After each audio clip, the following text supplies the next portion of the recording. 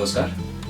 Times FM 90.6 मेगाहर्जको Valentine सेलिब्रेसनसँग सम्बन्धित विशेष कार्यक्रम म्यान फोर्स केही नयाँ गरौँको यो अर्को श्रृङ्खलामा यहाँहरू सम्पूर्णलाई हार्दिक स्वागत गर्छु। म शम्भु र मलाई यतिखेर प्रविधि सम्झेर साथ दिँदै हुनुहुन्छ प्राविधिक मित्र सुदर्शन कार्कीजीले। र अबको 1 घण्टा हामी रहन्छौँ कार्यक्रममा र आजको कार्यक्रममा विशेष अतिथिको रूपमा हामी समाज हुनुहुन्छ दुईजना यस्ता होनहार व्यक्तित्व जसलाई हाम्रा रेडियो नभएका दर्शकले चिनिसक्नु भएको छ र रेडियो सुन्नुहुने साथीहरूले सायद नाम भन्ने बित्तिकै उहाँले चिन्नुहुन्छ। मेरो साथ हुनुहुन्छ यतिखेर मसँग हुनुहुन्छ नेपालका चर्चित अझ भनौँ ओलम्पियन ताइक्वान्डो खेलाडी कोच दीपक विष्ट, त्यसै गरी उहाँकी जीवन सङ्गिनी आयशा साके, उहाँ पनि ताइक्वान्डो खेलसँग सम्बन्धित व्यक्तित्व र हामीहरू उहाँहरू दुवैजनालाई कार्यक्रममा हार्दिक स्वागत गर्छौँ। यहाँहरू दुवैलाई स्वागत छ कार्यक्रम म्यान फोर्स केही नयाँ गरौँमा। धन्यवाद, नमस्ते। Thank you. र हामी परिचय क्रमबाट सुरुवात गर्छौँ कुराकानी। मैले सामान्य परिचय त गराएँ, तर जब तपाईँले उहाँलाई भेट्नु दीपकजीलाई र दीपकजीले आयशाजीलाई भेट्नु त्यसपछि अर्थात् त्यसभन्दा अघि कसरी चिन्नुहुन्थ्यो? अब के गर्नु पर्यो भने दीपकजीले उहाँको परिचय दिनु पर्यो। उहाँको परिचय दिनुपर्दा हजुरले कसरी दिनुहुन्छ? सबैभन्दा पहिला त आयशा साके मेरो जीवन सङ्गिनी भनेर दिन्छु होइन, मेरो वाइफ हो। म गर्व गर्छु कि यस्तो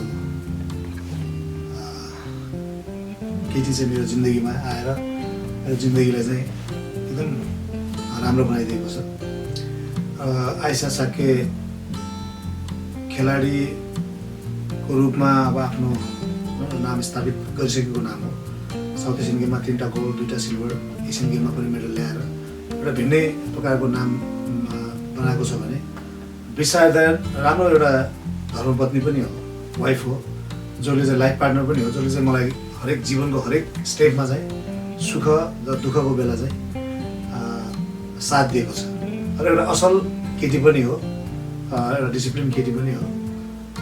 केही गरौँ भन्ने भावना भएको एउटा र देशको लागि केही गरौँ भन्ने भावना भएको एउटा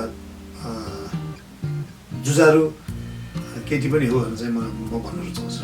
हजुर, अब दीपकजीले आफ्नै धर्मपत्नी जीवन सङ्गिनी आयशाजीको तारिफ सँगसँगै परिचय गराइसक्नु भएको छ। अब पालो छ आयशाजीको। उहाँले दीपकजीलाई कसरी चिन्नु भएको छ त? कसरी चिनाउनुहुन्छ हाम्रा श्रोता दर्शकलाई चिनाउन सक्नुहुन्छ? म चाहिँ फर्स्टमा चाहिँ उहाँलाई चाहिँ भनौँ न नेपालको लागि केही गर्ने भनौँ न एउटा सफल खेलाडी भनेर नै चिनाउन चाहिँ रुचाउँछु। उहाँ चाहिँ भनौँ न मेरो हस्बेन्ड हुनुभन्दा अगाडि पनि नै एउटा सफल खेलाडी भइसक्नु भएको थियो। सो त्यही कारणले गर्दाखेरि ताइक्वान्डोको एउटा सफल खेलाडी नेपालबाट प्रतिनिधि गर्ने, नेपाललाई ओलम्पिकमा प्रतिनिधि गर्ने दोस्रो तर पुरुषमा चाहिँ पहिलो खेलाडी उहाँ नै हुनुहुन्थ्यो। र मेरो जीवनसाथीको रूपमा आउनुभएको चाहिँ मैले आफूलाई भाग्यमानी ठानेको भनौँ न एकदम उहाँलाई मेरो लक्की चाम, अनि मलाई माया गर्नुहुने, मलाई बुझ्नुहुने मेरो भनौँ न एज अ लक्की चाम मेरो चाहिँ जेम हुनुहुन्छ उहाँ चाहिँ। यसरी एकअर्कालाई माया गर्ने है, एकअर्कालाई बुझ्ने जोडीको पहिलो भेट चाहिँ कहाँ भएको थियो? छ हजुरलाई याद छ?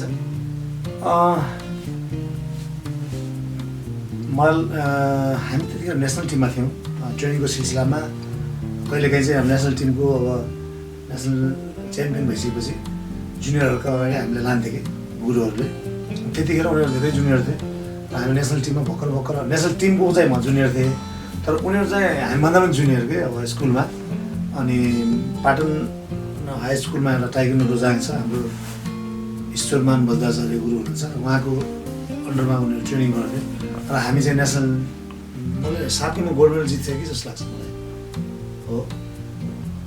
अनि त्यसपछि चाहिँ हामी एकछिन रोजाङ हेर्न जाउँ भनेर जाँदाखेरि चाहिँ उनीहरूको ट्रेनिङ गरिराख्दाखेरि अनि एकजना फुच्चे केटी ह्यान्डब्यान्डले के भन्छ त्यसलाई हेयरब्यान्ड लगाएर होइन सानो फुच्ची केटी चाहिँ गोरी थिएँ अब देखेको थिएँ होइन। त्यतिखेर चाहिँ मैले फर्स्टचोटि देखेको हो। अनि अब त्यतिखेर नाम सोध्ने पनि कुरा भएन, त्यस्तो चाहिँ केही पनि होइन। त्यहाँ धेरै खेलाडीहरू थिए, त्यसमा चाहिँ मैले पहिलोचोटि आइजालाई चाहिँ त्यहाँ देखेँ। त्यति बेला तपाईँले याद गर्नुभयो? अब कस्तो थियो भने अमङ अल द प्लेयर्स होइन, ऊ चाहिँ राम्रो खेलाडी रहेछ। अनि ईश्वरमान गुरुले कुरा गर्दाखेरि राम्रो किक हान्ने, अब त्यहाँ किक पनि सो अफ गराएको थियो होइन। अनि अनुहार पनि अब गोरो राम्रो होइन, अनि एउटा उज्यालो अनुहार भएको एउटा सुन्दर केटी, राम्रो खेल्ने केटी, सबैले इन्डिकेट गरि नै हाल्छ होइन।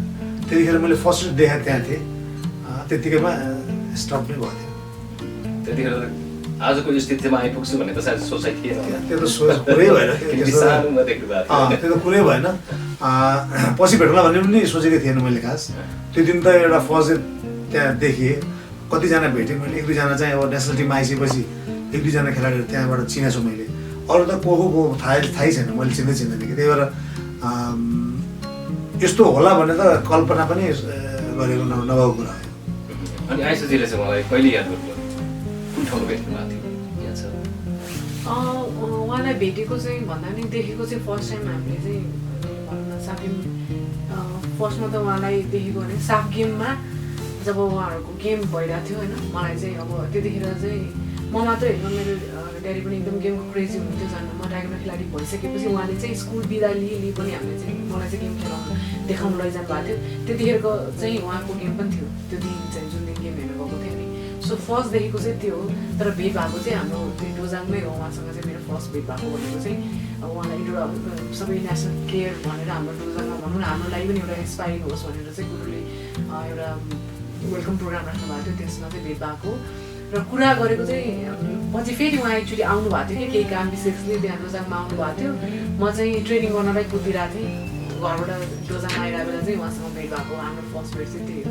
पहिलो कुराकानी भएको चाहिँ पहिलो कुराकानी त्यतिखेर नै भयो। फर्स्ट भेट भएपछि चाहिँ उहाँले अनि के छ कसो छ होइन हालखबर बुझ्नुभयो। अनि ट्रेनिङ गर्न आएको भनेर सोध्नु भएको थियो। अनि चाहिँ हजुर गुरु भन्नु उहाँले त्यतिखेर त अब सिनियर हुनुहुन्थ्यो। अनि त्यसपछि घर कहाँ हो हामी बोलेको चाहिँ त्यहाँ बोल्यौँ, त्यहाँ बोल्यौँ, त्यतिखेर भेट भएको थियो। अनि उहाँले हाम्रो फर्स्ट बोली नै त्यही हो। त्यतिखेर चाहिँ भेट हुँदाखेरि फर्स्ट भेटमै अनि उहाँले चाहिँ सोध्नु भएको थियो के छ। तर मैले याद गरेको चाहिँ मलाई त्यो याद छैन। उसले आइसाले भन्दाखेरि मलाई अझै भनिरहेको छ जस्तो लाग्छ तिमीले। तर मैले पहिला त्यहाँ एकचोटि भेटेँ होइन। भेटिसकेपछि अनि म त नेसनल टिममा अब हामी एकदम ट्रेनिङ गर्थ्यौँ, एभ्रिडे ट्रेनिङ गर्थ्यौँ। र पछि आइसा चाहिँ नेसनल जुनियर नेसनल प्लेयर भएर ट्रेनिङ हामीसँग गर्न आइसकेपछि अनि त्यो अनुहार त कहिलेकाहीँ झिलेको याद आउँछ नि त। अनि ईश्वरमान गुरुको छोरी हो, चेली हो, अनि त्यहाँको स्टुडेन्ट हो भनेर भन्दाखेरि हामीले भेटेको थिएँ भनेर ऊ चाहिँ नेसनल टिममा आइसकेपछि ल राम्रोसँग ट्रेनिङ गर है भनेर चाहिँ भनेको याद छ मलाई त्यहाँनिर देख्दाखेरि। के कति वर्ष अगाडि कुरा हो?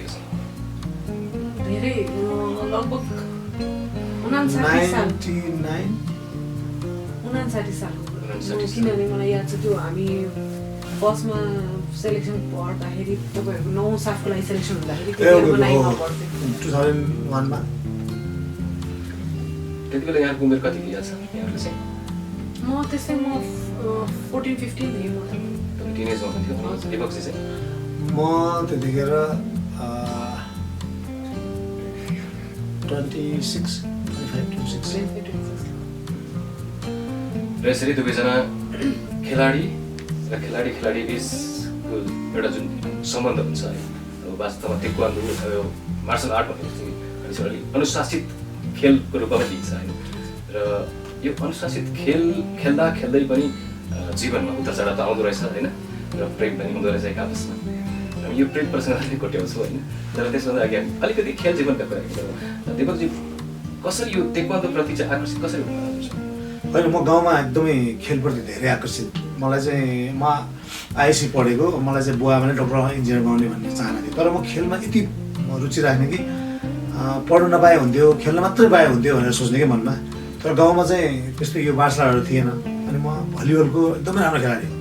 भलिबल चाहिँ मैले आइएससी पढुन्जेलसम्म चाहिँ नि मैले भलिबल नै खेल्थेँ। त्यसपछि चाहिँ मैले ताइक्वान्डो धेरै पछि सुरु गरेको हो। त्यही भएर खेलमा धेरै अभिरुचि राख्ने मान्छेमा म पनि पढ्छु। म त एकदमै क्रेजी के होइन, पढ्नु नपाए हुन्थ्यो भनेर सोच्ने क्या मनमा नै। अनि बुवा आमाले पिटाएर पढाउनु पर्ने हुन्थ्यो नि त। अनि बाबा आमाको लागि भए पनि पढिदिनु पर्ने हो, खेल्नु चाहिँ आफ्नो लागि हो फेरि। अनि त्यस्तो भएको हुनाले खेलमा धेरै नै क्रेजी भएको हुनाले मैले सानैदेखि खेलकुदमा अभिरुचि राखेँ। भलिबलमा पनि खेल्दा खेल्दा राम्रो स्टेजमा पुगिसकेको थिएँ। त्यसपछि मैले ताइक्वान्डो स्टार्ट गर्ने बित्तिकै म नेसनल च्याम्पियन भइहालेँ। ताइक्वान्डो स्टार्ट गर्नेको 2 महिनापछि म नेसनल गेममा भाग लिन गएँ र नेसनल च्याम्पियन भएँ कि त्यही भएर मेरो खेल करियर कस्तो भयो भने पछाडि हेर्ने दिनै आएन जबदेखि स्टार्ट गरेँ म च्याम्पियनको च्याम्पियन भएँ कि अनि त्यही भएर मैले यसलाई चाहिँ आफ्नो एउटा प्रोफेसनको रूपमा र आफ्नो भविष्यको रूपमा मैले चाहिँ यसमा चाहिँ केही गर्छु भन्ने चाहिँ मैले सोचेँ र मेरो खेल जीवन त्यसरी चाहिँ सुरुवात भयो र मैले अहिलेसम्म खेल्दै क्रममा हरेक एक दिनपछि अर्को दिन प्रगति हुँदै जाँदा मेडल आउँदै गर्दाखेरि चाहिँ अझ इन्करेज हुने अझ देशको माया त्यो खेलाडीहरू के अरे गुरुहरूको माया अरू नेपालीहरूको माया यो सम्मान पाउँदा यो पत्र पत्रिकामा आउँदा झन् फुलेर आउने कि अनि यही हो जिन्दगी भनेर अनि मैले सबलाई चाहिँ थाती राखेर खेलकुदमा कन्सन्ट्रेट भएर मैले लागि परेँ र म यहाँसम्म पुगेँ जीवनलाई नै खेल जीवनतिर एक्ज्याक्टली म पछिल्लो समय भनेदेखि म खेल्नकै लागि जन्मे हो भनेर चाहिँ मलाई लाग्थ्यो कि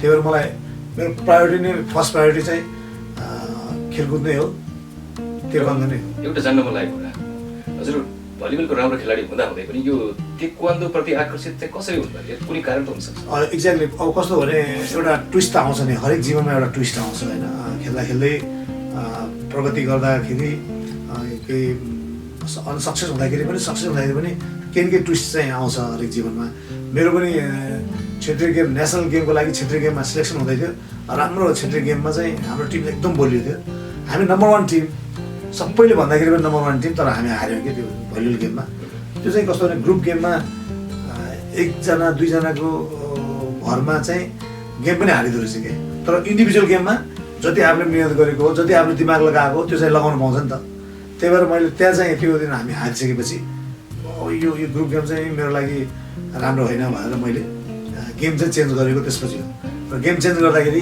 मेरो गुरु गोविन्द विश्व अनि अरू साथीहरू केशव भट्ट मेरो घरकै साथीहरू थिए त्योभन्दा धेरै राम्रो छ भनेर भन्यो अब मार्सल आर्ट त धेरै छ नि त ताइक्वान्डो कराटे बक्सिङ पनि छ उसु पनि छ तर अब ताइक्वान्डो चाहिँ गोविन्द विश्व चाहिँ मेरै अङ्कलको साथी म स्कुलमा पढाउँथेँ त्यतिखेर अनि ल ताइक्वान्डोमा चाहिँ फ्रीमा खेल्न पाइहाल्छ नि भनेर अनि लगेको भरमा ताइक्वान्डो चाहिँ सुरु गरेको होइन र सुरु गर्ने बित्तिकै मैले एचिभ गरिहालेँ त्यसपछि मैले यसलाई नै आफ्नो प्रोफेसन र आफ्नो यो भविष्यलाई चाहिँ बनाइहालेँ र आइसाजीको चाहिँ कसरी प्रवेश गर्नुभयो खेल जीवनमा चाहिँ म चाहिँ कस्तो थिएँ भने सानै बेलादेखि एकदम खेलमा रुचि राख्ने होइन अनि घरमा पनि हाम्रो इन्भाइरोमेन्ट कस्तो थियो भने ड्याडलाई पनि अब स्पोर्ट्स एकदम मनपर्ने उहाँ पनि अब पहिला कलेज लेभलमा हुँदाखेरि टेबल टेनिस प्लेयर हुनुहुन्थ्यो अनि फुटबलहरू हेर्ने सबै जस गेममा रुचि राख्नुहुन्थ्यो अनि हाम्रो छिमेकी पनि कस्तो थियो भने अब छिमेकमा चाहिँ दाईहरू धेरै होइन दिदीहरू चाहिँ धेरै जस्तो घरमै बस्नुहुन्थ्यो दाईहरू धेरै म चाहिँ मेरो दाईको पछि लगाएर उहाँहरूसँग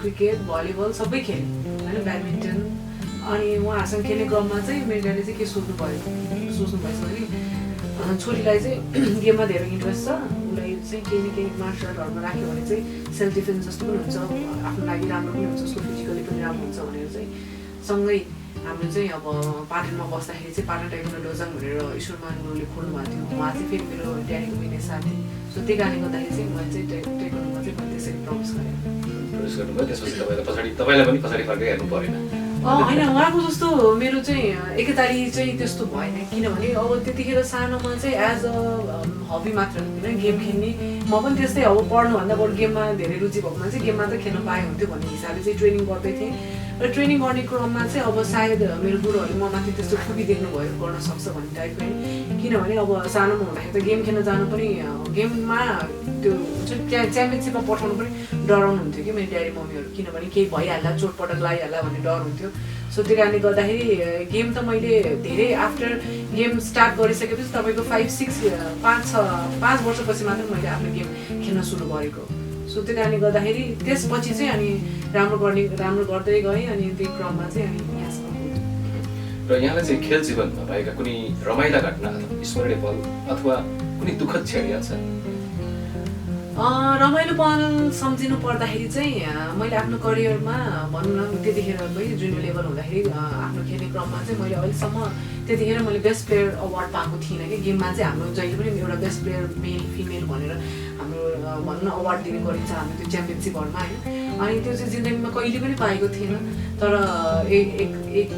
एकचोटि चाहिँ के भयो भने त्यही अवार्ड अब अनाउन्स गर्ने टाइममा चाहिँ जस नाम लिन लाग्थ्यो अनि मैले चाहिँ के भने यो अवार्ड जिन्दगीमा मैले कहिले पाउँदैन म त वास्तवमै गर्दिनँ भनेर मैले पछाडि फर्केर हेरेको थिएँ। सो त्यतिखेर आफ्नो नाम आउँदाखेरि चाहिँ म एकदम एक्साइटेड भएको थिएँ, एकदम खुसी भएको थिएँ।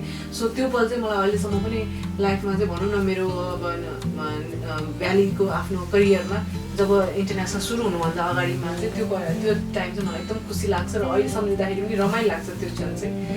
अनि दुःखद क्षण चाहिँ कहिले भयो भने म चाहिँ ग्रेड 10मा पढ्थेँ होइन। त्यतिखेर त अब सबैजनाले एसएलसी दिनुपर्छ, धेरै पढ्नुपर्छ भनेर कोही कोचिङ लिने, कोही ट्युसन लिने गर्नुहुन्थ्यो। तर म चाहिँ टेक्वान्डोको ट्रेनिङ गर्दा थिएँ। बिहान बेलुका हाम्रो भनौँ न नेसनल टिममा बसेर क्याम्प ट्रेनिङ भइरहेको थियो र त्यो क्रममा चाहिँ म भनौँ न पढाइलाई नै छोडेर ट्रेनिङ गर्दै थिएँ। र त्यही क्रममा चाहिँ आफ्टर ट्रेनिङ गरेर फर्किने बेला म साइक्लिङ गर्थेँ। त्यतिखेर साइक्लिङ गर्ने क्रममा चाहिँ मेरो एक्सिडेन्ट भएर यहाँको हातको क्ल्याभिकल बोन भाँचेको थियो। सायद मेरो लाइफको चाहिँ मलाई दुःखद चाहिँ अहिलेसम्म मेरो त्यही नै। र त्यति हुँदा पनि हरेस खानु भएन र निरन्तर रूपमा अघि बढिरहनु भयो र आज राष्ट्रलाई देश विदेशमा चिनाउने एक महिला खेलाडीको रूपमा परिचित हुनुहुन्छ टेक्वान्डोको क्षेत्रमा अघि। र त्यसै गरी दीपकजी यहाँको चाहिँ कुनै रमाइलो पल अथवा कुनै दुःखद पल कुनै याद छ त? मेरो जिन्दगीमा चाहिँ दुःखको दिन पनि धेरै आए र खुसीका दिन पनि धेरै आएछन्। ती मध्येहरूबाट चुन्नुपर्छ। तर धेरै दुःख, धेरै सङ्घर्ष गरेँ मैले, किनभने म एउटा गाउँबाट आएर काठमाडौँमा बस्नुपर्ने र काठमाडौँमा चाहिँ आफूलाई स्थापित गर्नुपर्ने धेरै गाह्रो छ होइन। एउटा गाउँबाट आउने मान्छेले यहाँ हराउँछ कि काठमाडौँमा आउँदाखेरि यति बाटो, यति मोटरहरू होइन, कहाँ के लाग्थ्यो के लाग्थ्यो होइन। अब खेलक्रममा चाहिँ मेरो धेरै घटनाहरू घट्यो। 2टा खुट्टाहरू भाँचिए, 3चोटि त मैले खुट्टाको अपरेसन गरेँ, 5-7 चोटि मैले हातको अपरेसन गरेँ। ती दिनहरू जहिले पनि खेल्न पाउँदैन कि भनेर हरेक भाँचिँदाखेरि चाहिँ ती दुःखका दिन हुन् कि। अब कुन दिन चाहिँ बढी दुख्यो, कुन दिन कम दुख्यो त्यो आफ्नो बाटो छ। तर अब 1-8 महिनासम्म म बेड रेस्ट गरेर बेडमा बस्नु, एउटा एकदमै चलायमान खेलाडी होइन, सैयामा के अरे भनौँ न खेल्न पाउँदैन कि भनेर रात दिन चाहिँ सोचिराख्नु, त्यो मेरो धेरै दुःखका दिन थिए। मैले खुट्टा सिधा गर्न सक्दैन थिएँ, मैले टोइलेट बस्न सक्दैन थिएँ, एभ्री डे रुन्थेँ, खेल्न पाउँदैन, मेरो भविष्य अब 0 भयो।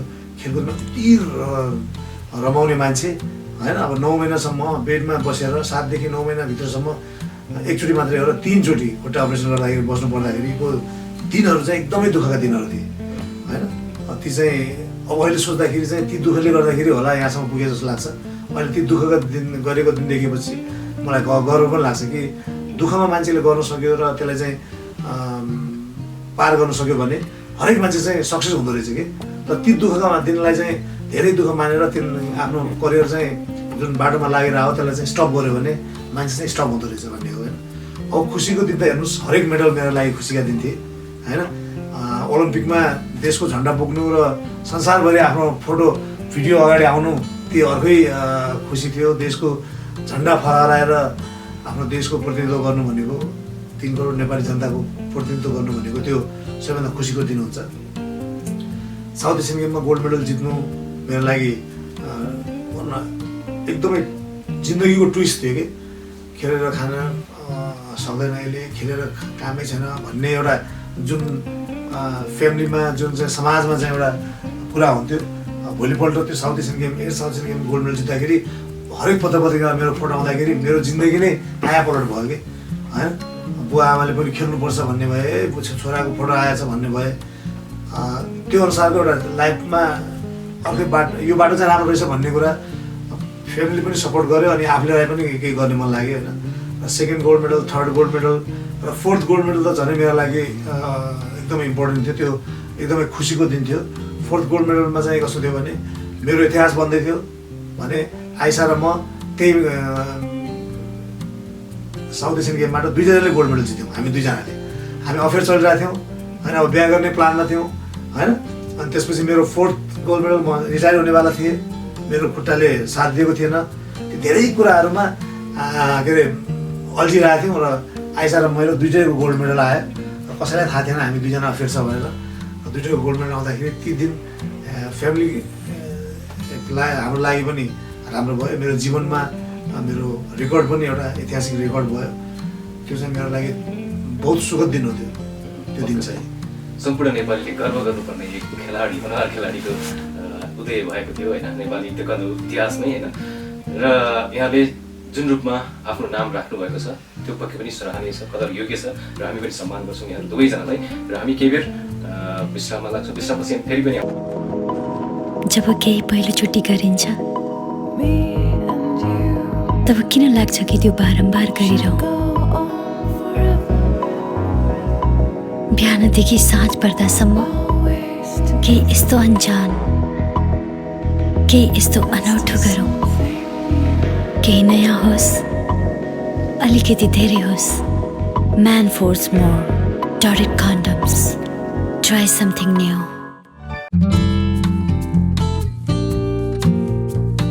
हजुर, टाइम्स एफएम 9.6 मेगाहर्जमा भ्यालेन्टाइन विशेष कार्यक्रम म्यान फोर्स केही नयाँ गरौँ भनिरहेका छौँ।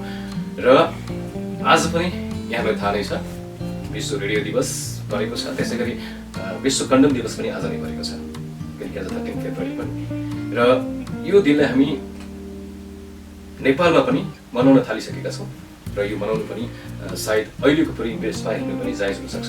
त्यसले पनि टाइम्स एफ 9.6 मेगाहर्जले पनि केही नयाँ गरौँ भन्ने उद्देश्यका साथ म्यान फोर्स कन्दमद्वारा प्रायोजित कार्यक्रम यो केही नयाँ गरौँको श्रृङ्खलामा छौँ। र यतिखेर हामीसँग हुनुहुन्छ तेक्वान्दोका अनुहार प्रतिभा युगल जोडी हुनुहुन्छ हामीसँग, दीपक विष्ट र उहाँकी धर्मपत्नी आयशा सङ्ख्या, र हामी उहाँहरूसँग कुराकानी गरिरहेका छौँ। फेरि पनि कुराकानीको सिलसिलालाई जाउँ। खेल जीवनमा यसरी आफ्नो नाम स्थापित गरिसक्नु भएको थियो होइन, बिस्तारै बिस्तारै यहाँहरू अगाडि पनि बढ्दै हुनुहुन्थ्यो र यहाँको दुवैजनाको मन पनि बिस्तारै बिस्तारै मिल्दै थियो। यहाँले चाहिँ कहिलेबाट उहाँलाई पछ्याउन थाल्नुभयो याद छ? होइन पछ्याउने त दिनै आएन जस्तो लाग्छ होइन। अब भन्नुको तात्पर्य यस्तो कहिलेबाट उहाँलाई आफ्नो अब आइसा चाहिँ नेसनल टिममा परिसकेपछि हाम्रो ट्रेनिङ चाहिँ सँगै हुने भयो होइन। त्यतिखेर म चाहिँ एकदमै त्यतिखेर आइसा नेसनल टिममा आउँदाखेरि जुनियर नम्बर 1मा थियो भने म आफ्नो त्यो नेसनल टिममा सबैभन्दा जुनियरमा म पनि नम्बर 1 थिएँ। र त्यतिखेर आइसा आइसकेपछि अब ट्रेनिङ हामी सँगै गऱ्यौँ र सँगै गरिसकेपछि त्यतिखेरसम्म त्यस्तो अफेयर हाम्रो लभ पर्ला यस्तो सोचेनौँ हामीले होइन। ट्रेनिङ गर्दै गयो दिनदिनै बिहान पनि भेट्ने, बेलुका पनि त्यही ट्रेनिङ हलमा भेट्ने। रङ्गशालाको भिआइपी प्यारापिटको मुनि हाम्रो रङ्गशाला कबड हल थियो, त्यही के अरे ट्रेनिङ हल थियो, त्यो ट्रेनिङ हलमा भेट्ने। त्यसपछि हामी दुईजना सङ्गममा बस्दो रहेछ तर पनि थाहा थिएन क्या हामीलाई होइन। अनि त्यति धेरै कुराहरू हुँदैन, अनि पछि कुरा हुँदै गयो। अनि ट्रेनिङ गर्दा गर्दै अब नजिक हुँदै जाँदाखेरि अब इन्टिमेसी बढ्छ नि, त्यो लभ गर्नलाई होइन कि जस्ट फ्रेन्डसिप, जस्ट एक अर्कालाई सहयोग गर्ने। अब म अलिकति सिनियर भएको हुनाले आइसालाई त्यही कुराहरू सिकाउने, यस्तो भएको छैन यसरी के गर्नुपर्छ, ब्लग यो हो अनि पोइन्ट यसरी आउँछ भनेर केही आइडियाहरू टेक्निकहरू म सबैलाई सिकाउँथेँ। त्यो क्रममा चाहिँ आइसालाई पनि सिकाउने क्रम भयो। त्यसपछि आइसाले पनि त्यो सिक्ने क्रममा चाहिँ एकदमै इन्ट्रेस्ट राख्ने कि आइसाले म के गर्छु भनेर भन्ने। अनि त्यो भइसकेपछि सिकाउने र सिक्नेको ट्युनिङ मिल्छ कि भनाइ मानेपछि। कसैले भनाइ मान्दैन मलाई आफै आउँछ भनेर भन्यो भने चाहिँ भोलिदेखि सिकाउने मन पनि लाग्दैन। तर म चाहिँ सिनियर भएको हुनाले मैले सिकाउँथेँ। पछि हुँदै जाँदाखेरि सँगै घर छ, सँगै बोल्न छ भनेर भन्ने भयो। त्यसपछि सँगै जाने आउने पनि भयो कि त्यसपछि होइन। त्यो क्रम जाने आउने भइसकेपछि कता कता अब भनौँ न अलिक नजिक भएको हो कि जस्तो फिलिङ हुने कि आफूलाई तर भन्न चाहिँ नसक्ने फेरि होइन। अब ऊ अलिक जुनियर छ, जुनियरलाई चाहिँ म आई लभ यु भनेर त भन्नै कहाँबाट भन्छु होइन। फेरि म चाहिँ एकदमै लजाउने र त्यस्तो भन्न नसक्ने मान्छे, मभन्दा बढी लजाउने र भन्न नसक्ने चाहिँ आइसकेको छ कि फेरि। त्यसपछि कसैलाई भने भने कि अब मनमा चाहिँ हुने होइन भन्नुपर्छ क्या हो, मन त पर्छ भन्ने जस्तो, तर कहिले आँट नआउने र त्यो आँट नआएपछि बिर्सिहाल्ने कि फेरि अब यस्तै हो। ट्रेनिङमा चाहिँ जहिले पनि भेटिहाल्छ। त्यस्तो क्रममा चाहिँ बढिरहँदाखेरि अब त्यो इन्टिमेसीले नै गर्दाखेरि र बढी एकले अर्कालाई टेक केयर गर्दा गर्दै त्यो चाहिँ हाम्रो दुईजनाको बिचमा मायाप्रति चाहिँ बसेको जस्तो मलाई लाग्छ होइन। र ती एक्टिभिटिजहरू हामीले गरेनौँ, देखाएनौँ, त्यही भएर पनि कसैलाई थाहा थिएन होइन। हामी जाने आउने गर्ने क्रममा अब मैले चाहिँ के सोच्थेँ भने अब आइसाले उसको बोयफ्रेन्ड होला, अब त्यो भन्न पनि नसक्ने कि तिम्रो बोयफ्रेन्ड छ भनेर सोध्न पनि नसक्ने कि होइन। अनि उसले पनि केही पनि भन्न नसक्ने त्यस्तो सिचुएसनमा जाँदै माया बसेको रहेछ। त्यो एकचोटि चाहिँ विस्फोटन भयो कि हामी दुईजना अप्ठ्यारो भयो कि होइन। अनि त्यसपछि दुईजनाले ओके गरे। त्यो विस्फोटन चाहिँ कसरी भयो यहाँले बताइदिन्छ? कसरी चाहिँ अब यहाँको माया प्रेम छ भन्ने कुरा कुनै न कुनै बिन्दुमा पुगेपछि त थाहा हुन्छ होइन। त्यो बारेमा अलिकति जानकारी गराउनुहोस्। कस्तो थियो भने एक दिन आएन किन आएको भनेर मैले सोधिनीति गरेँ कि होइन। भनेपछि अनि एक दिन म कहिले नआउँदाखेरि अथवा के तपाईँ हिजो किन आएको भनेर भन्दाखेरि चाहिँ त्यसमा चाहिँ अलिकति केही माया छ कि भन्ने चाहिँ त्यो चाहिँ त्यसपछि थाहा पायो कि हामीले एकजनाले अर्कालाई चाहिँ एक दिन आएन भने अथवा केही प्रब्लम पऱ्यो भने अथवा उसलाई चाहिँ त्यो दुखिरहेछ चोट लाग्यो भने चाहिँ मलाई दुख्ने जस्तो कि होइन मलाई पनि पिर परे जस्तो हुने अनि त्यसले गर्दाखेरि केयर बढी भएपछि हो कि क्या हो भन्ने चाहिँ भयो त्यही नै हो त।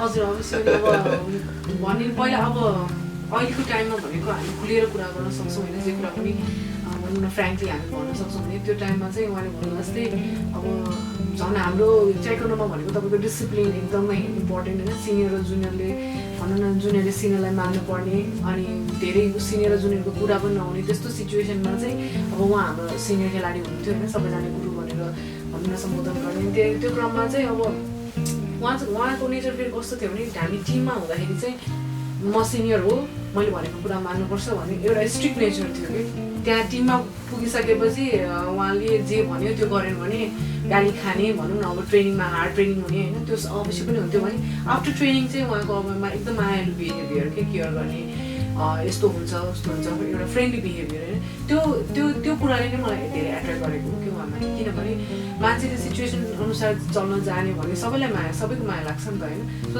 त्यस्तै भएको मलाई चाहिँ एकदम उहाँ केयरिङ गर्ने अनि ट्रेनिङमा पनि सिकाउने अनि बाहिर भएपछि फ्रेङ्क उहाँ चाहिँ एकदम फ्रेङ्क हुन्थ्यो सो त्यो कारणले गर्दाखेरि एकदम एट्र्याक्ट गर्दै जाँदाखेरि चाहिँ अनि भनौँ न अब उहाँ कोहीसँग बोल्यो भने पनि आफूलाई रिस उठ्ने होइन त्यो जेलसी टाइपको हुने पोजेसिभ टाइपको हुने अनि पछि अनि एक दिन आएन भने पनि किन आएन के भयो होइन त्यतिखेर मोबाइलको उस पनि हुँदैन थियो सबैजनासँग मोबाइल पनि हुँदैन थियो होइन ल्यान्डलाइनबाट लुकी फोन गर्ने सो त्यो क्रममा चाहिँ अलिकति अब भनौँ न माया प्रीति चाहिँ अलिकति बढेको हो कि अब उहाँले पनि अनि फोन गरिसकेपछि एकदम भनौँ न मलाई मात्र फोन गर्नुहुन्छ मलाई मात्र माया गर्नुहुन्छ भन्ने टाइपको एउटा जस्तो क्रेजिनेस बढ्दै गएको सो त्यही क्रममा चाहिँ अनि पछि धेरै अब केयरिङ भइसकेपछि चाहिँ हामीले चाहिँ अब एकअर्कालाई भन्नु त परेन प्रपोज गर्नु त परेन तर त्यही केयरले गर्दाखेरि चाहिँ भनौँ न माया प्रीति चाहिँ एकदम गाढा भएर गएको। प्रेमको प्रस्ताव त राख्नु परेन मैले बुझेँ होइन विवाहको प्रस्ताव पक्कै राख्नुपर्छ होइन एकजनातर्फ आउनु पर्यो र यहाँको विवाह फेरि अन्तर्जातीय होइन प्रस्ताव कसले राख्नुभयो पहिले? प्रस्ताव त मैले राखेँ हो होइन मैले राख्ने भन्नाले अब बिहा गर्ने हामी दुईजनामा अहिलेसम्मको प्लान अनुसारले हामीले चाहिँ सल्लाह गरेर चाहिँ काम अगाडि बढाएको छौँ। मेन कुरो के हो भने बिहा कुरामा म चाहिँ अलिकति एजेड छु नि त 10 वर्ष जेठो हो नि त होइन अनि जेठो छोरा हो म घरको होइन अनि हामी दुईजनाको अफेयर चाहिँ हामी दुईजनालाई मात्रै थाहा छ कि फेरि अरू कसैलाई थाहा छ न आइसाको बुवा आमालाई थाहा छ न मेरो बुवा आमालाई थाहा छ न हाम्रो साथीभाइहरूलाई थाहा छ होइन त्यो थाहा नभइसकेपछि त बुवाले त अनि अब त बुढो भइहालिस् अनि बिहा गर्ने बेला भयो भनेर आमाले त केटी खोज्नुतिर लागिरहेको हुन्छ होइन अब भन्न म सक्दैन होइन मसँग छ मेरो छ भनेर होइन अनि अब के हो भने त जहिले टर्छ जहिले फोन गरेर बिहा गर्नु पर्दैन जेठो छोरा दुईवटा भाइ कुरिरहेछन् भनेर भन्ने कि गराइदिनुहोस् न तपाईँले भाइहरूलाई भन्दाखेरि हामी कहाँ चाहिँ चलन कस्तो छ भने जेठोले गर्नुपर्ने चलन छ कि फेरि होइन अनि लाइन क्लियर गर्नु पर्दैन तिमीहरूले भन्ने के भन्ने प्रेसर आउने अनि मैले आइसालाई भन्ने अब आइसा गर्नु पऱ्यो भन्ने तर अब म खेलमा त्यतिखेर एकदमै खेलिरहेको थिएँ खेल्दा त बिहा गर्नु भएन पक्नु न मलाई खेल्न दिनु मलाई खेल्नै पुगेको छैन भनेर भने होइन त्यसपछि आइसा मेरो कुरा चाहिँ मलाई लाग्छ ओलम्पिक खेल्छपछि गर्ने कि भन्ने चाहिँ भएको थियो 2008मा होइन अनि ओलम्पिकमा मलाई धेरै आशा गरेको थिएँ मैले त्यहाँ राम्रो मेडल नल्याएपछि होइन एउटा गेम अझ खेल्छु भने अनि साफ गेम पनि खेलेँ त्यसपछि ल साफ गेम खेलेपछि गरौँ त भन्ने कुराहरू गर्दाखेरि धेरै फोर्स आएछ धेरै यो आएछ भने अनि आइसालाई धेरै रिक्वेस्ट गरेँ मैले अब यस्तो गरेर तिमी चाहिँ फेरि बिहा गरेपछि पनि खेल्न सक्छौ नि त भन्ने कुराहरू हामीमा अन्डरस्ट्यान्डिङ भएर अनि आइसाले हुन्छ नि भन्ने कुरा भयो होइन त्यसपछि मैले चाहिँ आइसालाई के भने अब मेरो घरबाट धेरै नै प्रेसर आयो केटी नै खोजिरहेको छ केटी हेर्न जा भनेर भन्छ भनेपछि अब मैले त के त सल्युसन त निकाल्नु पऱ्यो के त बाउलाई आमालाई भन्नु सक्नु पऱ्यो होइन मेरो यो यहाँ छ भनेर त्यो पनि भन्न नसक्ने भनेपछि अनि मैले आइसाको सहमतिमै हामी दुईजनाकै सहमतिमा ल यो गर्ने भनेर अनि आफ्नो बाबाआमालाई भन्ने र राम्रोसँग गर्ने भनेर निर्णय गरे र बिहाको प्रस्ताव चाहिँ मैले नै गरेँ हो आइसालाई त्यतिखेरसम्म हामी बिहा भन्नाले पनि अब त्योभन्दा अगाडि चाहिँ कहिले कसरी गर्ने भन्ने कुरामा हाम्रो डिस्कसन भइरहेको थियो कि गर्ने त 100% गर्ने हो तर कहिले गर्ने होइन भन्ने कुराहरूमा हाम्रो कुरा चलिरहेको थियो कि अनि ओलम्पिकबाट गर्ने भन्दाखेरि होइन आइसाले म खेल्छु अझै एसियन गेम खेल्छु यो खेल्छु भनेपछि ल ठिकै छ भनेर अनि मैले साउथ एसियन गेमलाई हामीले चुनेको हामी दुईजनाकै सहमतिमा भएको हो। भनेपछि सहमति दुवैबाट मिल्यो र पारिवारिक सहमति चाहिँ पाउनुभयो कि भएन तिमीलाई? पारिवारिक सहमति अलिकति अब अन्तर्जातीय भइसकेपछि अलिकति बुवा आमाले पनि माया गरेको हो जस्तो लाग्छ कि अब धेरै नजिकबाट त चिन्दैन नि त आइसक्यो बुवा आमाले दिपक को हो के हो उसले कमाउन सक्छ सक्दैन मेरो छोरीलाई पाल्न सक्छ सक्दैन भन्ने त हुन्छ नि। अनि मेरो बुवा आमाले पनि के कस्तो हो भन्ने कुराहरू त उहाँहरूको कुरा हो। 81 भनिसकेपछि उहाँहरू पनि सरप्राइज भयो कि त्यही भएर अब अलिकता अन्तर्जातीयमा अलि हामीलाई चाहिँ रिजाउन चाहिँ गाह्रो भयो। तर अब अहिले चाहिँ we all are very close.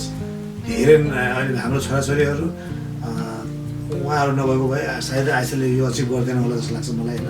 त्यही भएर अहिले एकदमै राम्रो छ। त्यतिखेर चाहिँ उहाँहरूको चाहिँ 2-4 वर्ष रोकौँ त्यसपछि भव्य तरिकाले बिहा गरौँ भन्ने थियो। तर हामीलाई चाहिँ हामी आफ्नो प्लानमा अडिक थियौँ होइन। हामीले प्लान बनाइसकेपछि अरूको सबै कुरा सुन्ने हो तर डिसिसन चाहिँ हामीले लिनुपर्छ भन्ने हो र हाम्रो डिसिसन अनुसारले हामी अगाडि बढ्यौँ। र त्यो जुन डिसिजन गर्नु अघि पक्कै पनि केही नयाँ कुरा त भएका थियो होला होइन? केही नयाँ यहाँलाई याद छ उहाँले तपाईँलाई अब कतै घुम्न लाग्नु भएको अथवा केही गर्नुभएको कुनै नयाँ क्षण कुनै नयाँ पल यस्तो अविस्मरणीय पल दुवैजनाको जुन अब खेल जीवनबाट पनि होइन अलिकति बाहिरको छेड हुन्छ नि रमाइलो पलहरू दुवैजना बिचमा जब प्रेममा परे भन्ने थाहा भएपछि छ कुनै याद? घुम्न जाने अथवा भनौँ न केही बाहिर घुम्न जाने त खास डेटिङ जाने त त्यति हुँदैन थियो हाम्रो किनभने हामी लगभग हाम्रो धेरै जस्तो टाइम चाहिँ हाम्रो गेममै हुन्थ्यो होइन। बिहान बेलुकै ट्रेनिङ हुन्थ्यो अनि अझ त्यतिखेर झन् म कलेजको स्टुडेन्ट थिएँ दिउँसो कलेज जानुपर्ने। सो त्यो कारणले गर्दाखेरि त्यति चाहिँ हामी घुम्नुको चाहिँ मलाई याद पनि छैन र गएको पनि छैनौँ हामीहरू होइन। तर मलाई विशेष उहाँको कुरा याद भएको चाहिँ के हो भने उहाँले चाहिँ मलाई बाहिरबाट एउटा गिफ्ट ल्याइदिनु भएको थियो कि कानमा लगाउने टप र कानमा लगाउने होइन। सो त्यो चाहिँ प्यारिसबाट त्यो चाहिँ मलाई एकदमै रमाइलो लाग्छ किनभने अब हामी दुईजनै खेलाडी अनि त्यस्तो सौखिन पनि थिएन म होइन। लाउनै पर्छ हुन्छ नि अब लेडिज भएपछि अलिकति कस्मेटिक घरमा ध्यान दिने यस्तो हुन्छ नि त म चाहिँ त्यति थिएन होइन। तर पनि उहाँले चाहिँ त्यो गिफ्ट ल्याएर र तिमीलाई चाहिँ प्यारिस जाँदाखेरि सम्झेँ अनि पछि मैले यो लिएर आएँ भनेर त्यो गिफ्ट दिनुभएको थियो। सो त्यो कारणले चाहिँ त्यो चाहिँ मलाई एकदमै प्रिसियस लाग्छ त्यो टाइम चाहिँ जुन उहाँले भनौँ न सम्झेर त्यसरी ल्याइदिनु भएको थियो होइन। सो त्यही हो मलाई चाहिँ एकदम मनपर्ने र एकदम मेमोरी एकदम प्रिसियस मोमेन्ट चाहिँ मलाई त्यही हो। उहाँले यस्तो हो कि अब यहाँलाई पनि सम्झना यस्तो हो कि हामी चाहिँ मेन कुरा चाहिँ त्यस्तो एक्सपेन्सिभ र त्यस्तो फन्नी गर्ने खालको हामी कपाल थिएन। गर्न त मन लाग्थ्यो होइन। मसँग चाहिँ त्यो त्यतिखेर चाहिँ त्यस्तो हैसियत पनि थिएन हेर्नुहोस् है। मसँग बाइक हुँदो हो मसँग खल्टीमा टन्न पैसा हुँदो हो भने मैले लान्थेँ पनि होला नि होइन। तर त्यतिखेर चाहिँ मसँग त्यो कन्डिसनै थिएन होइन। रियल कुरा त हो नि होइन। अनि अब अर्काको बाइक मागेर एकचोटि मैले भैँसेपाटी त्यतिखेर भैँसेपाटी भनेको त कता कता धेरै टाढा लाग्थ्यो नि। अहिले त यहीँनिर हो भैँसेपाटी होइन। त्यतिखेर भैँसेपाटीमा मैले एकचोटि चाहिँ मेरो साथीको बाइक लगेर आइसालाई घुमाउन लगेको थिएँ। अब अर्काको बाइक मागेर अनि गर्लफ्रेन्डलाई लानु भनेको त अलिकता फेरि त्योभन्दा बढी कसैले देख्ला कि भनेर त्यहाँ डरले चाहिँ जानुपर्ने कि होइन। कसैले देख्यो सिनियर खेलाडीले देख्यो गुरुले देख्यो भने भोलिको दिनमा पनिसमेन्ट पाइन्छ भन्ने त्यो डर चाहिँ भिन्नै थियो। फेरि घरको परिवारले देख्यो भने डर चाहिँ भिन्नै छ होइन। अनि खल्टी पनि अब अलिक पातलै हुने होइन। अब चाहिएको चिज खाने चाहिएको चिज चाहिँ गर्न नसक्ने भनेपछि यो कुराहरू यस्तै हो भनेर हामी त्यतिखेर धेरै गएनौँ होइन। त्यो मलाई लाग्छ 1-2 चोटि कहिले काहीँ मोटरसाइकलमा उसलाई आइसनलाई चाहिँ अलिअलि लगेको जस्तो लाग्छ। त्यो पनि अहिले मलाई त्यति धेरै याद छैन। र म वर्ल्ड कप ओलम्पिक क्वालिफिकेसनको बेलामा म फ्रान्स जाँदाखेरि चाहिँ त्यतिखेर हाम्रो एकदमै डेभलप गरेको थियो होइन। अनि त्यसपछि महँगो ठाउँमा गएर त किने आएन तर पनि धेरै याद आउने कि होइन। अनि त्यो पेरिसको त्यो आइफल टावरको यता वरिपरितिर त्यो झुम्काहरू त्यो अलि राम्रो खालको थियो त्यो मन पऱ्यो होइन। मैले लिएर आइदिएको थिएँ अनि आइसाले चाहिँ एकदम मन परायो कि त्यसलाई। अनि त्यो चाहिँ एकदम खुसी लाग्छ किनभने हामी आइसा अलिकता अर्कै बिहेभियर बानी बेहोरा होइन मलाई यो चाहिन्छ मलाई यो किनिदिनुपर्छ यो भन्ने भए चाहिँ हाम्रो सायदै मिलन हुन्थेन होला होइन। दुईजनाको एकदमै ट्युनिङ मिलेको छ कि र हामीले त्यो कहीँनिर पनि त्यस्ता कुराहरू अभिव्यक्त गरेनौँ। हामी दुईजनाले अर्कामा अन्डरस्ट्यान्डिङ गऱ्यौँ, त्यही नै सबैभन्दा ठुलो कुरा छ। र यहाँले सायद त्यही बेला माइन्ड मेकअप गरिसक्नु भएको थियो त्यसलाई, झुम्का र यो होइन खासै मलाई जीवन सङ्गीत भन्ने मलाई चाहिँ आइडियै हुँदैन कि केही किन्नुपर्छ भनेर होइन, के लाने त्यहाँनिर होइन। यसो अब किन्दाखेरि फेरि त्यहाँ साथीहरूसँग सँगै गएको साथीहरू देख्ला कसलाई लग्यो भनेर भन्ला भनेर त्यो झ्यापझुप गरेर किनेर खल्टीमा हालेर हिँड्ने हो कि, त्यही भएर अब त्यो के किन्ने भन्ने भएको थियो होइन। तर के हो भने अब एउटा लेडिजलाई सबैभन्दा बढी राम्रो चाहिँ उसको शृङ्गारमा के मनपर्छ भनेर मैले लेखेको थिएँ। बिहे अघि नै यसरी दिनु भनेको यो सिम्बोलिक रूपमा मैले जीवनसाथी रूपमा स्वीकार छु है भन्नुभयो होइन? त्यो नै हो। अनि हामीले कोरिया ट्रेनिङ चाहिँ 8-9 महिना र त्योभन्दा पछि पहिला पनि 1-1 महिना हामी जुन स्पेसल ट्रेनिङ हुन्थ्यो हामी सँगै हुन्थ्यौँ र सँगै ट्रेनिङ गर्दाखेरिका दिनहरूमा पनि हामीले एकअर्कालाई बुझिसकेका थियौँ। हाम्रो ट्रेनिङ पछि हामीले अब चाहिँ हामीले आफ्नो लाइफ पनि बनाउनुपर्छ भन्ने कुराहरू हाम्रो कुरा हुन्थ्यो, कुरा चाहिँ एकदमै फ्रेङ्कली हुन्थ्यो पछिको समयमा। तर हामीलाई चाहिँ के चाहिँ थाहा थियो भने हामीलाई देशले के गर्नुपर्छ भनेर देशले लगानी गरेको छ र जनताले माया गरेको छ र जनताले आशा पनि गरेको छ, त्यसलाई चाहिँ तुषारोपण गर्नु हुँदैन है। हामी चाहिँ मेडल चाहिँ जित्नुपर्छ। हामीले चाहिँ भोलिको दिनमा लभ गरेर त्यतातिर ध्यान नदिइकन अनि हामीले देशलाई चाहिँ धोका दिनुहुन्न है भन्ने चाहिँ हामी दुईजनामै चाहिँ यो प्रण थियो कि। अनि मैले ठ्याक्क भनौँ न आइसालाई पनि त्यस्तै पाएँ कि होइन खेल्नुपर्छ, मेडल फर्स्ट होइन, मेडल फर्स्ट हो, हामीलाई यहाँ ल्याएकै मेडल जित्न लाग्यो भनिसकेपछि अनि हाम्रो त्यो कारणले गर्दाखेरि हामीलाई त्यही डेटिङ सेटिङ भनौँ न ती कुराहरूमा खासै ध्यानै गएन होइन। त्यो पनि एउटा पोजिटिभ पक्ष हो। भनेपछि यहाँहरू दुवैजना जन्मेको खेल्नकै लागि भनेर यहाँको दुवैको धारणा मिल्यो, मन मिल्यो होइन? त्यसपछि मन मिलिसकेपछि विवाहको प्रस्ताव पनि राखिहाल्नुभयो र विवाह पनि गर्नुभयो है। र यसपछिका कुराहरू उतार चढावका कुराहरूमा फेरि पनि गर्छौँ, तर त्यसभन्दाखेरि पनि विश्रामको पालो भएको सङ्केत पाएको छु मैले। प्राविधिक मित्र सुदर्शन कार्कीले हाम्रो सङ्केत गरिसक्नु भएको छ, त्यसैले केही बेर विश्राम र विश्रामपछि फेरि पनि हामी आउँछौँ कार्यक्रम माइन्ड फोर्स केही नयाँ गरौँमा, केही नयाँ कुराहरूको साथ। पहिलोचोटि केही गर्नुको मजा नै केही बेग्लै हुन्छ, केही यस्तो अलग, केही यस्तो नयाँ जुन पहिले कहिले नगरिएको होस्। कोही बदमाशी अलिकति नजानिदो, समथिङ नरी, something new. Manforce chocolate flavored condoms. Try something new.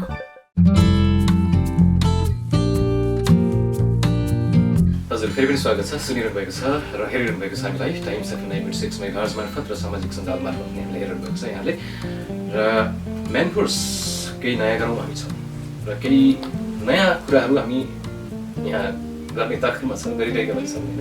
केही नयाँ कुराहरू जो कुराहरू सायद यहाँहरूले कहिले सुन्नुभएको थिएन, कहिले देख्नु भएको थिएन, हेर्नुभएको थिएन, त्यस्ता कुराहरू हामी खोतल्ने प्रयासमा पनि छौँ आजको यो श्रृङ्खलामा। र यसका लागि आजका चर्चित खेल जीवनबाट चर्चित युगल जोडिन चाहन्छ दिपक विष्ट, त्यसै गरी आयशा साके दुवैको प्रेम कहानी निकै रोमाञ्चक छ। हामीलाई सुन्न निकै रमाइलो पनि लागेको छ, सायद यहाँलाई पनि रमाइलो भइरहेको हुनुपर्छ।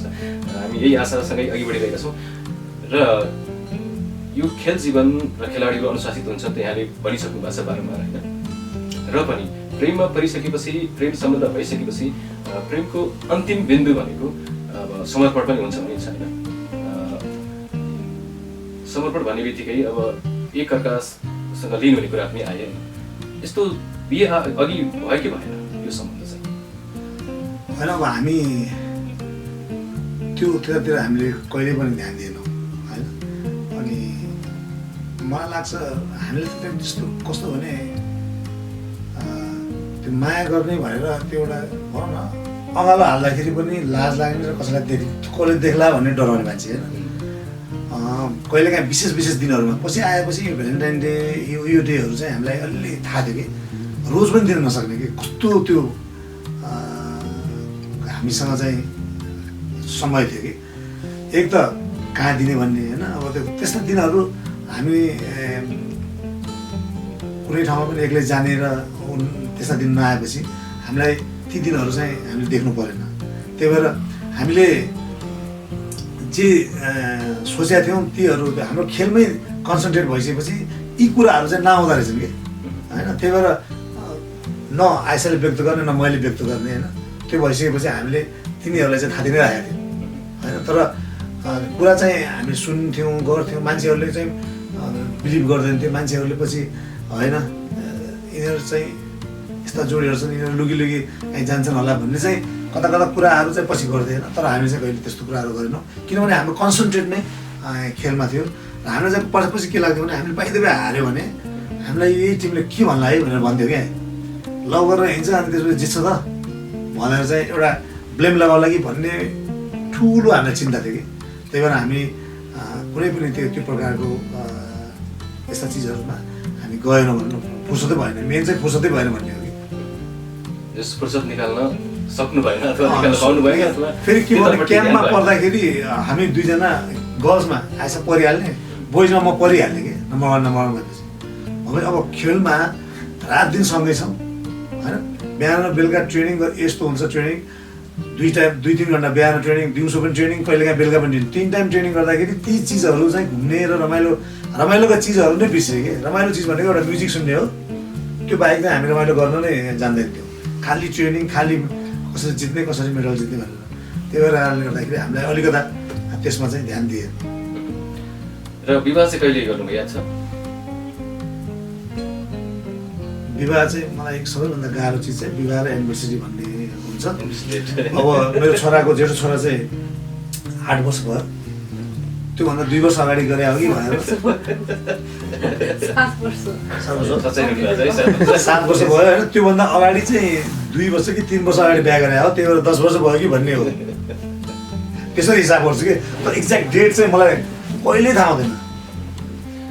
जस प्रेमको युद्ध पनि यहाँले जित्नुभयो र विवाह पनि गर्नुभयो। त्यसपछि हनिमुनको यात्रा चाहिँ यहाँको कहाँ भयो? कता जानुभयो हनिमुनको लागि यहाँले? याद छ होला नि त?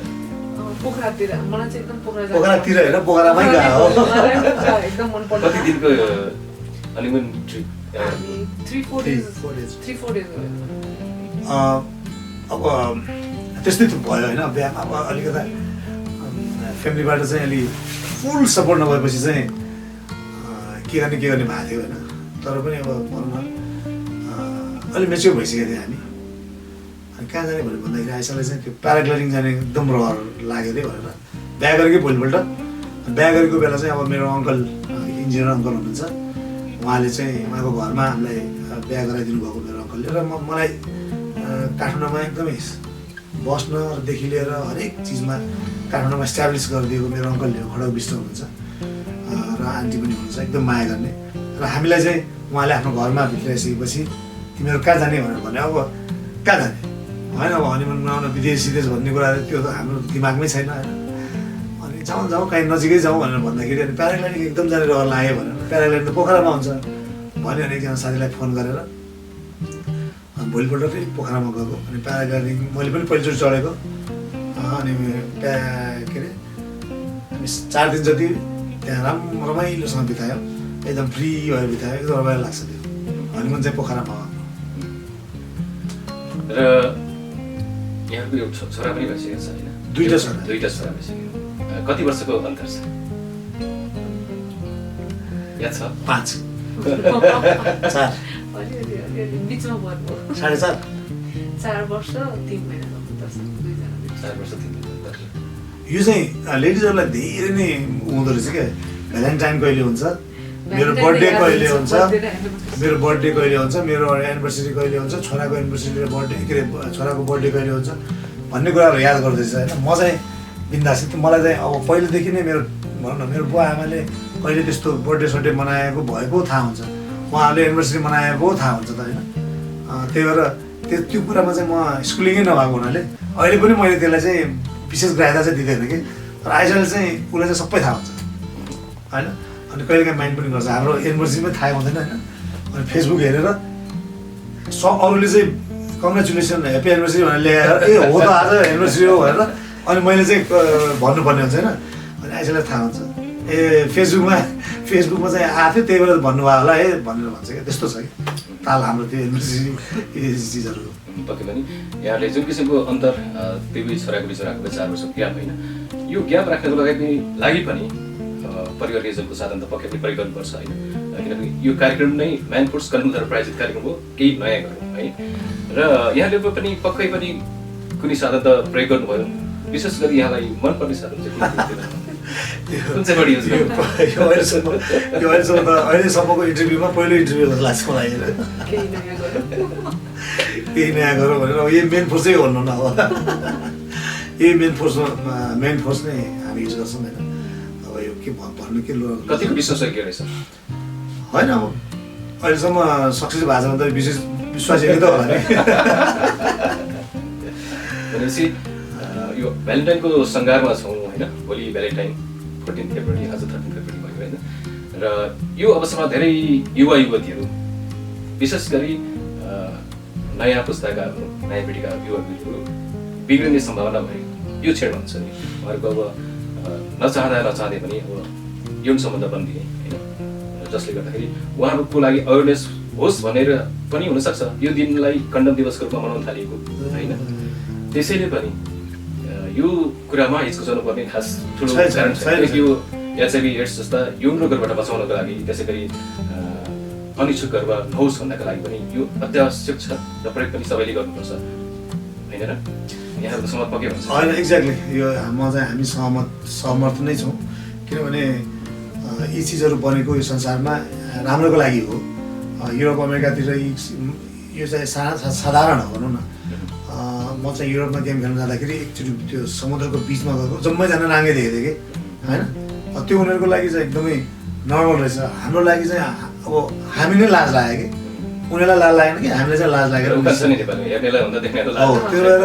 अनि त्यो कुराहरू हामी हिँडेर आइसक्यौँ अमेरिका युरोपदेखि लिएर हरेक ठाउँमा हामी गएर आइसक्यौँ हामीलाई कल्चरको बारेमा पनि थाहा छ सबै कुरा आफ्नो ठाउँमा कल्चरली गर्नुपर्छ किनभने हाम्रो सुदूरपश्चिममा त्यो कल्चर छैन भने हामीले गर्नुहुन्न काठमाडौँमा अलिकता फ्रिडम छ भने त्यो चाहिँ सुहाउँछ होइन यी जम्मै चिजहरू समय परिस्थिति र आफ्नो कल्चरले चाहिँ अगाडि बढाउने कुराहरू हो होइन अब पहिला चाहिँ कन्डमको नाम लिँदाखेरि पनि लाज लाग्थ्यो र मान्छेहरू अगाडि देखाउन लाज लाग्थ्यो अब अहिले तपाईँहरूले प्रोग्रामै चलाइराख्नु भएको छ र अवेरनेसको प्रोग्राम चलाइराख्नु भएको छ भने यो कुराहरू सबै कुरा समय परिस्थिति अनुसारले अगाडि बढ्नुपर्छ र यङ र टिनेजरहरूलाई पनि सबैलाई संयम भएर होइन आफ्नो जिन्दगी धेरै लामो छ जिन्दगीमा धेरै गर्नुपर्ने हुन्छ सबै कुराहरू संयम र सबै कुराहरू डिसिप्लिन तरिकाले गर्नुहोस् भन्ने नै हो हाम्रो चाहिँ के अरे सुझाव सल्लाह बिग्रिनु भन्ने एउटा शब्द आयो नि बिग्रिनु भन्ने शब्द चाहिँ आफ्नो डिक्सनरीबाट आउट गर्नुपर्छ कि बिग्रिनु भन्ने चाहिँ होइन सप्रिनु मात्रै पर्छ सप्रिनुको लागि पनि राम्रा कामहरू गर्नुपर्छ जे चिज पनि गुड वेमा गर्नुपर्छ भन्ने नै हो सानो र सुखी परिवारको लागि पनि अत्यन्त आवश्यक हुन्छ र यसको साइड इफेक्टहरू केही यहाँलाई त्यस्तो हामी त्यस्तो साइड इफेक्ट छ जस्तो लाग्दैन होइन अब हामीले चाहिँ त्यति धेरै यसमा चाहिँ हामी ध्यानै दिएको छैनौँ होइन यो राम्रै होला किनभने मेन फोर्स भनेको यो मैले चाहिँ अस्ति आइपिएलमा एउटा टिमले लगाएको थियो कि टिमले नै स्पोन्सर गरेको थियो त्यही भएर यो राम्रै होला त्यही भएर त्यति त्यो टिमलाई चाहिँ स्पोन्सर गरे होला भन्ने हो क्वालिटी नै होला इन्डियन प्रडक्ट हो इन्डियन प्रडक्ट रहेछ होइन त्यो डेलिभरी कसलाई स्पोन्सर गरेछ हामी यही गर्छौँ र यो खुसीको कुरा पनि हो हाम्रो लागि पनि किनकि हाम्रो कार्यक्रम जुन प्रायोजन गरेको छ केही नयाँ गरौँ म्यान फोर्सद्वारा प्रायोजित कार्यक्रम म्यान फोर्स गर्नुद्वारा र यो भ्यालेन्टाइनको सङ्घारमा हामीले यसरी युगल जोडीहरूलाई बोलाएर यो खुलस्त रूपमा विभिन्न प्रेम र जीवनका यौन जीवनका हरेक कुराहरू गरिरहेका छौँ र यसमा लजन पनि कुनै कारण पनि छैन र अब पनि हामी केही बेर विश्रामको सङ्गीत मैले पाएको छु र फेरि पनि केही बेर विश्राम र विश्रामपछि हामी केही रमाइलो गर्छौँ केही रमाइलो खेल गर्छौँ होइन र खेलसँगै हामी लगभग कार्यक्रमलाई टुङ्ग्याउँछौँ जब केही पहिलोचोटि गरिन्छ तब किन लाग्छ कि त्यो बारम्बार गरिरहँ बिहानदेखि साँझ पर्दासम्म केही यस्तो अनजान केही यस्तो अनौठो गरौँ केही नयाँ होस् अलिकति धेरै होस् Manforce more dotted condoms try something new.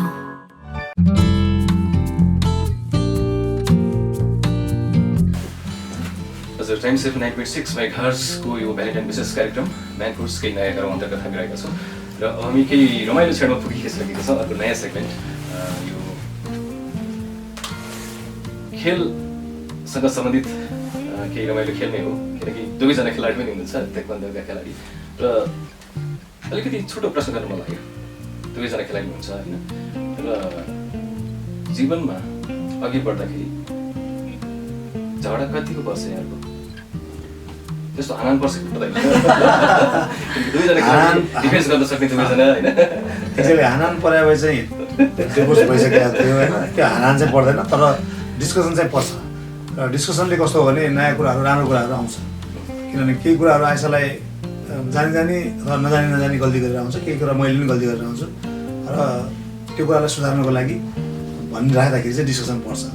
त्यो राम्रो कुरा भन्न मन लाग्छ र त्यसले अझ बढी मायाप्रति चाहिँ प्रगाढ हुन्छ कि मनमा लिइराखेर भित्र कन्ठ्याइराखेर चाहिँ विस्फोट हुन्छ कि होइन। त्यही भएर खुल्लम खुल्ला भन्नुपर्छ भन्ने हो।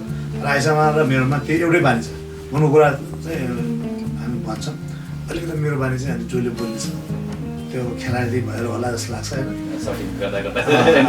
त्यो चाहिँ अलिकता मैले सुधार्नु पर्ने हुन्छ र म सुधारेर हुन्छु, मलाई थाहा हुन्छ र मेरो बानी आइसालाई फेरि थाहा छ त्यो उहाँले जसले बोल्छ भन्ने कुरा थाहा छ। त्यही भएर फाइट भने हानाहान चाहिँ पर्दैन। हामीले हानाहान जहाँ गऱ्यौँ जति गऱ्यौँ त्यही रिङमा गऱ्यौँ।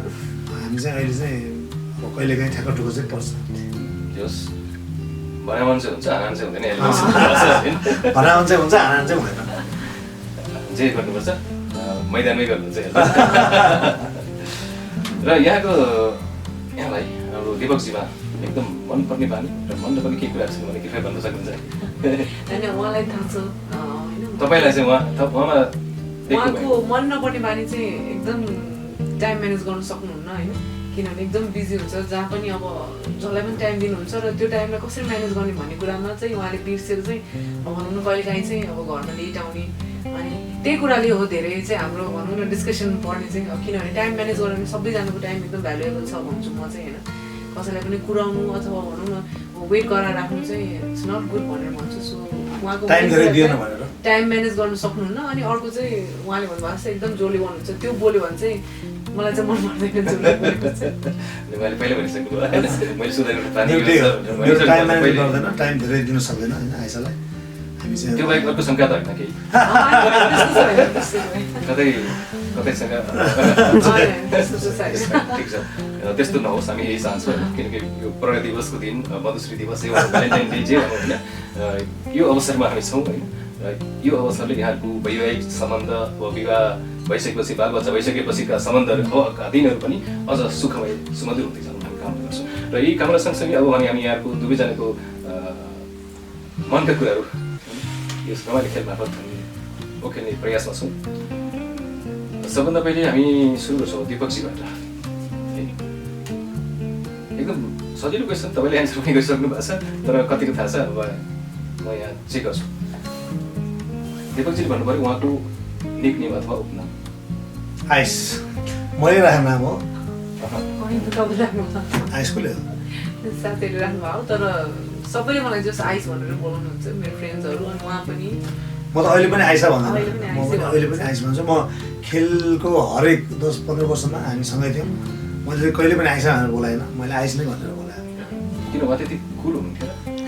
होइन मलाई मन पर्थ्यो आइस। र यहाँले चाहिँ भन्नु पऱ्यो उहाँको निकनेम।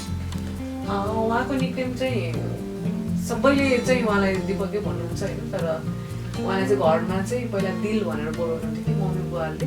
सो गाउँघरमा चाहिँ धेरै दिलै चल्छ उहाँ, अहिले पनि दिलै भन्नुहुन्छ सबैजनाले। गाउँमा दिल भन्छ कि आइस दिल। र अब दिपकजीले भन्नुभयो उहाँको जन्मदिन, डेट अफ बर्थडे भन्नु त्यही मात्रै भन्नु, कुन महिना कुन गते कति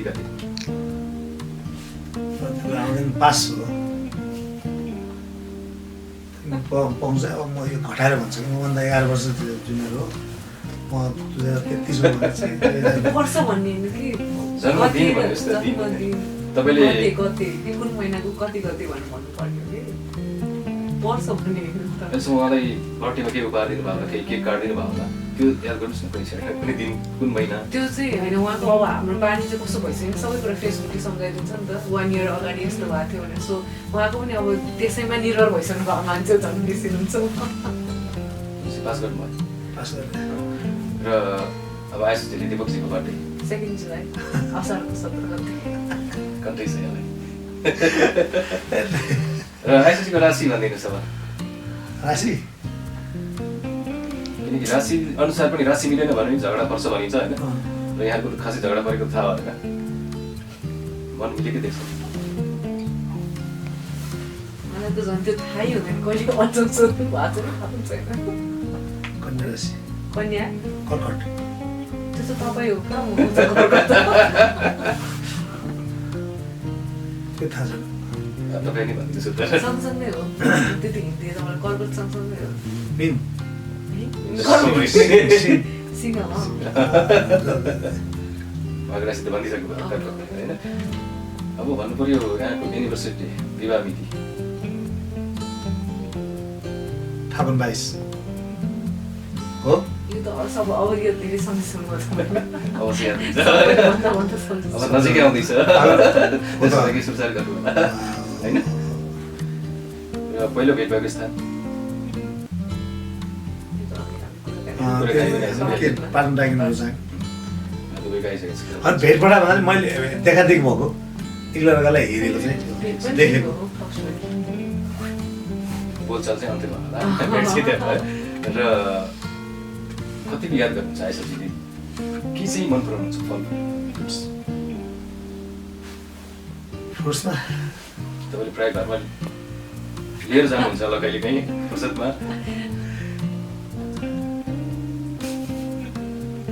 ग्रेप्स यो भन्न सक्नुहुन्छ ग्रेप्स बिहान भर्खर कुरा गरेर तपाईँसँग जुन चाहिँ स्वास्थ्यको लागि फाइदा छैन पनि छ बिहान भर्खर मात्र कुरा गरेर थियो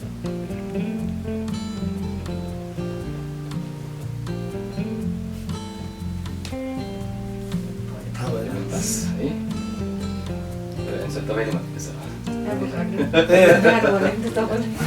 एभोकाडो मनपर्छ पहिला होइन यो चाहिँ यस्तो भयो कि म धेरै फलफुल खाना चाहिँ म त्यति खाँदिनँ होइन उहाँ चाहिँ एकदम फेरि फलफुल खाने मान्छे हो अनि उहाँले अस्ति फलफुल त्यो एभोकाडो काटेर राखेर भनौँ न प्लेटमा राखिरहनु भएको बेला मैले खाइरहेको थिएँ कहिले पनि मन पर्दैन थियो एभोकाडो तर त्यो दिनबाट चाहिँ मलाई एभोकाडो एकदम मन पऱ्यो कि उहाँले काटेर खुवाउनु भएपछि र उहाँलाई मनपर्ने फलफुल उहाँलाई त धेरै सबै कुरा मनपर्छ फलफुल तर एकदम मनपर्ने चाहिँ पाइनएप्पल र के वाटरमेलन हो उहाँलाई तर यहाँ लेखिअनुसार अलि पुगेन त्यो चाहिँ एप्पल पनि लेख्नु भयो होला बनाना पनि लेख्नु भयो होला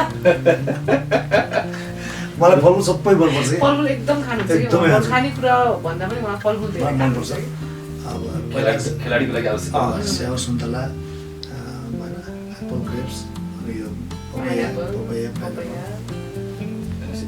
मनपर्छ सबै मनपर्छ र उहाँको मनपर्ने खाना याद गर्नु भएको छ कतै बाहिर लानुभयो होला त्यो स्पेसल खानाको लागि होइन अथवा घरमै बनाउनु भयो होला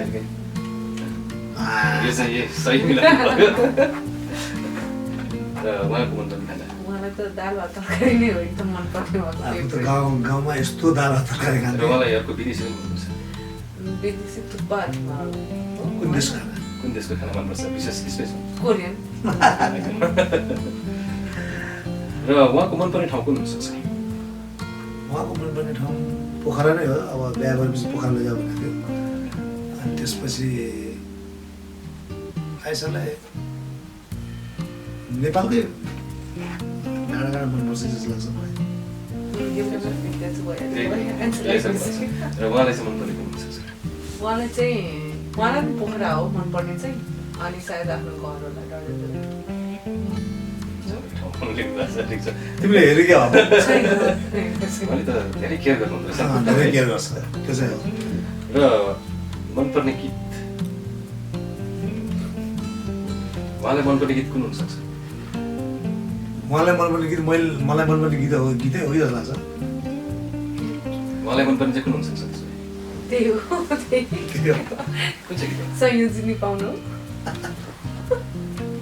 यो गीतको कहानी छ कि यो गीतको कहानी छ होइन, त्यही भएर यो गीत चाहिँ खुब मनपर्छ।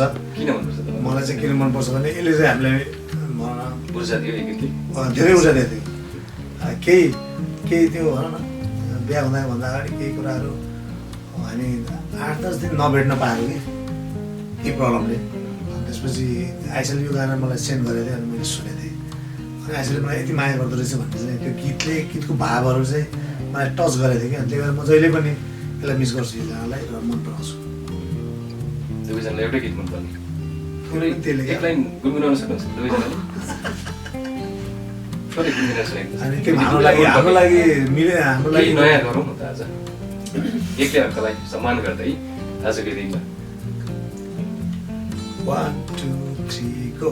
संयोजनले पाउन सकिन्छ सकिन्न, यो जुनी त हजुरलाई नै हो।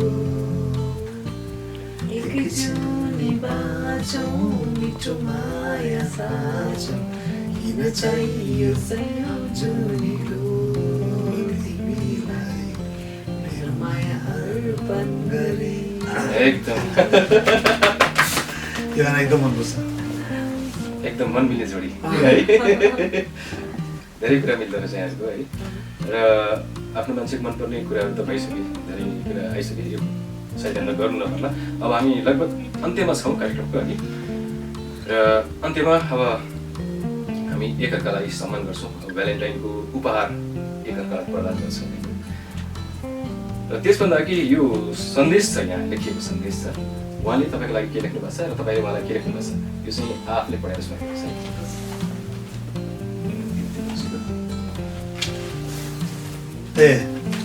सन्देश यो चाहिँ भ्यालेन्टाइन डे स्पेसल सन्देश है। अब भ्यालेन्टाइन स्पेसलको दिनमा तपाईँको यो एकदमै टाइम्स एफएम 90.6 मेगाहर्जमा अब तपाईँहरूले हाम्रो भ्यालेन्टाइन साँच्चै नै बनाइदिनु भएको छ। मैले यहाँ लेखेको कुरा एकदमै मनमा लागेको कुरा हो। आइसा, I love you more than I can say, and please keep loving and supporting me. र त्यसको उत्तरमा यहाँले चाहिँ के दिनु भएको छ त्यो पनि सुनाइदिनुहोस् न। मैले चाहिँ मेरो मनको भाव चाहिँ के हो भने म यहाँसम्म पुग्नुमा उहाँको पनि एकदम धेरै ठुलो हात छ कि। अब सुरुवात त मलाई घरबाट भनौँ मेरो प्यारेन्ट्सले गराइदिनु भयो होइन, एउटा खेल जीवनमा सुरुवात गराइदिनु भयो। तर सायद कयौँ परिवारमा चाहिँ एउटा महिलाको करियर भनेको बिहा गरिसकेपछि बच्चा पाइसकेपछि सकिन्छ भन्ने छ है। अनि त्यही कारणले गर्दाखेरि जुन मेडल आयो त्यो मेडलले भनौँ न धेरै माथि पुऱ्यायो र त्यहाँसम्म पुग्नुमा उहाँको एकदम धेरै साथ छ, एकदम ठुलो हात छ। सो त्यही कारणले गर्दाखेरि चाहिँ यो message specially thank you for being you, अनि thank you for let me be myself. एकदम मिठो सन्देश है। र दुवैजनालाई धेरै धेरै धन्यवाद छ। र अब हामी भ्यालेन्टाइन स्पेसल गिफ्ट जो यहाँ रोज पनि छ, मैले लेखेको चिज यहाँ मात्रै छ। धेरै ठाउँमा छ आज। यतातिर सबै छ, This is for you. Thank you. रोज छ है दुवैजनाले। तपाईँले यो कार्यक्रममा तपाईँले रोज दिने एउटा मौका दिनुभयो। धेरै धेरै अहिलेसम्म दिनुभएको छैन। अहिलेसम्म दिएको छैन। र अब यो उपहार पनि छ यहाँलाई अघि, थ्याङ्क यू सो मच। यो पनि आदान प्रदान गर्नुहोस् न है। यो हजुरले मलाई दिनुहोस्। लिनुहोस्।